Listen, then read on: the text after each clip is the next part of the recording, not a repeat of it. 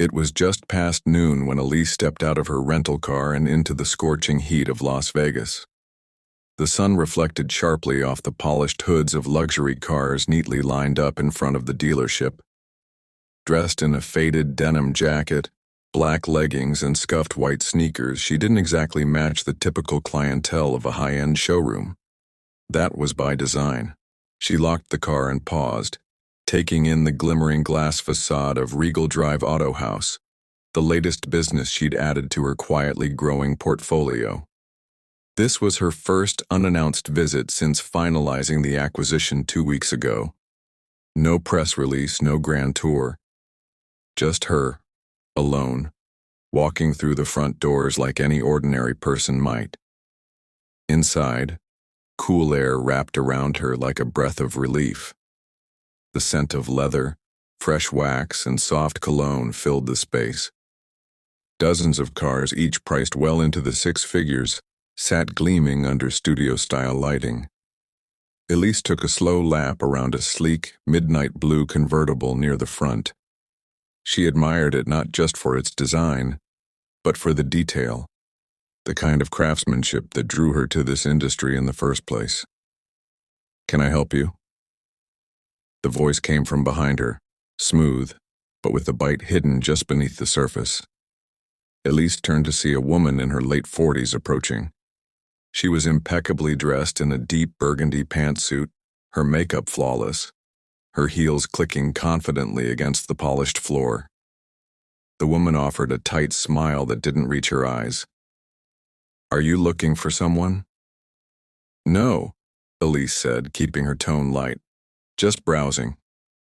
The woman's eyes swept over Elise's clothes, then down to her shoes. Her smile tightened. "We usually work by appointment.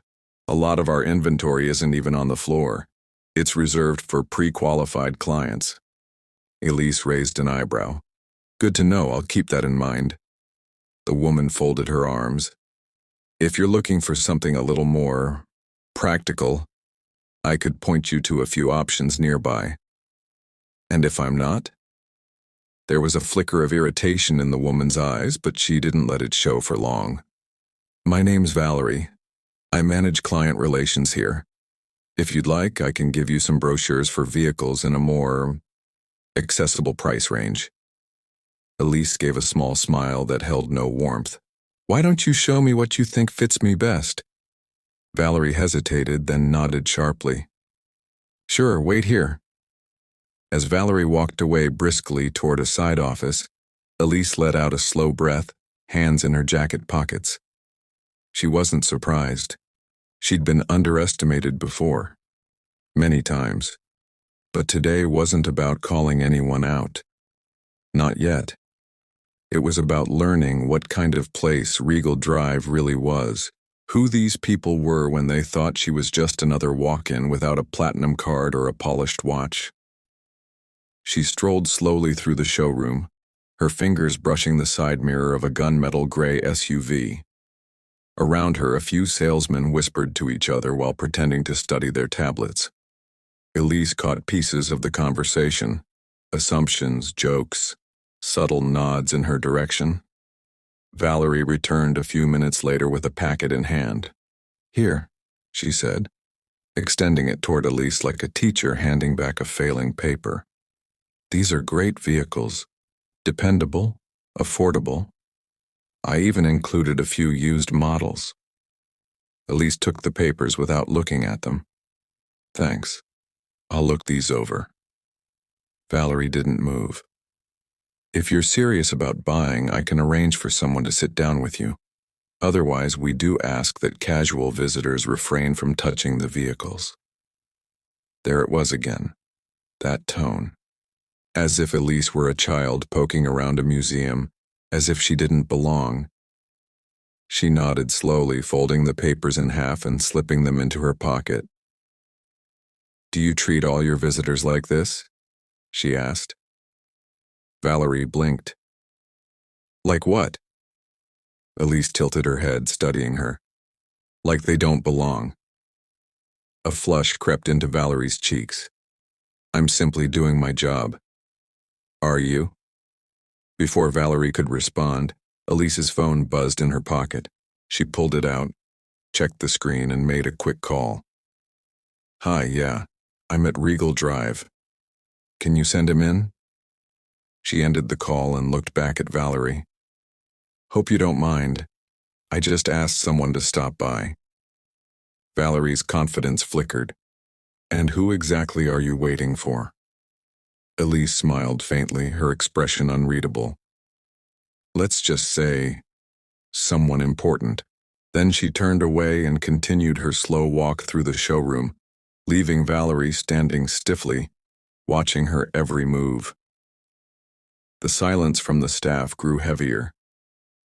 Something was shifting in the room, but no one quite knew what. Not yet. The glass doors of the showroom opened again. This time the sound of footsteps was different. Not rushed, not hesitant, steady, confident. A man in a tailored charcoal suit walked in, scanning the room briefly before locking eyes with Elise. Ms. Monroe, he said warmly, offering a firm handshake. Apologies for the delay. Traffic on Sahara was a nightmare. Elise returned the handshake with a relaxed nod. Glad you made it, Aaron. Valerie's expression froze. Aaron, as in Aaron LeClaire, the regional executive overseeing acquisitions and operations across 4 states? Her gaze darted between him and Elise, a crack forming in her carefully constructed confidence. Aaron turned, offering Valerie a brief nod. Valerie, I see you've already met Ms. Monroe. Ms. Monroe. The name echoed like a dropped glass in a quiet room. Valerie's lips parted, but no sound came out. She's the... Yes, Aaron said simply. No need to dress it up. She's the new owner. The words hung in the air, heavy and undeniable. From the corner of her eye, Elise saw a couple of employees awkwardly shift positions, unsure whether to stay still or disappear altogether. Valerie looked stunned. Her voice, when it came, was hushed and brittle. I didn't know. Elise tilted her head slightly, her voice calm. You didn't ask. Valerie stepped forward, the color draining from her face. Ms. Monroe, I want to sincerely apologize. I was under the impression that I couldn't afford to be here, Elise asked softly. Valerie opened her mouth, but Elise held up a hand. I'm not here for an apology, Valerie. Not yet. She turned to Aaron. Can we gather the staff in the conference room? Of course. 10 minutes later, the entire floor team was seated in a sleek glass-walled room overlooking the showroom. The modern furniture, minimalist decor, and panoramic view of the dealership's crown jewel inventory couldn't distract from the tension that gripped the room. Elise stood at the head of the table, hands loosely folded in front of her. She didn't raise her voice. She didn't need to. My name is Elise Monroe, she began. And yes, I'm the new owner of Regal Drive. A few heads dropped. One of the younger consultants looked genuinely embarrassed, eyes glued to the table. Valerie sat 2 seats from the end, her posture rigid, her fingers white from gripping a pen too tightly. I came in today dressed like I do on any other day off, Elise continued. Not to trick anyone, not to test anyone, just to see how this place runs when no one's watching. She paused, her gaze moving slowly around the room. And what I saw was a team that's confident, but not always careful, professional, but not always respectful. I was judged on how I looked, on what I wore, not on who I am or what I might bring to the table. She looked directly at Valerie, who finally lifted her eyes. This isn't about punishing anyone, Elise said. It's about recognizing the kind of culture we allow to grow when we stop seeing people, really seeing them. A young salesman raised his hand hesitantly. Elise nodded. I think most of us didn't mean any harm, he said.